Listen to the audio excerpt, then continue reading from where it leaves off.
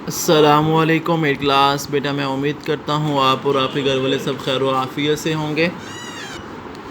بک کے page number 80 پہ ہے آج ہمارا کام، کیونکہ ہمارے مختصر سوالات بھی 4 ہو گئے تھے اور 3 لانگ سوال بھی ہو گئے تھے۔ آج 5واں سوال ہے، مختصر سوال، تسبیحات فاطمہ سے کیا مراد ہے؟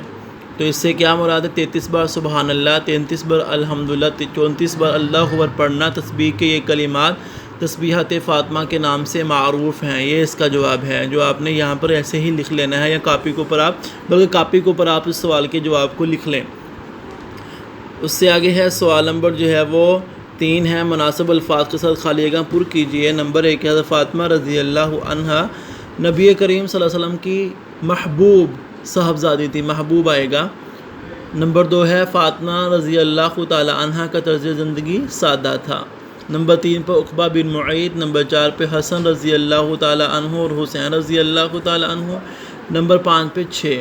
اس کے بعد جو ہے وہ سوال نمبر 4 ہے، درست کے سامنے ٹک کا نشان اور غلط کے سامنے کروس کا نشان لگائے۔ یہ پہلے 2 صحیح ہیں اور تیسرا جو ہے وہ غلط ہے، کروس ہے۔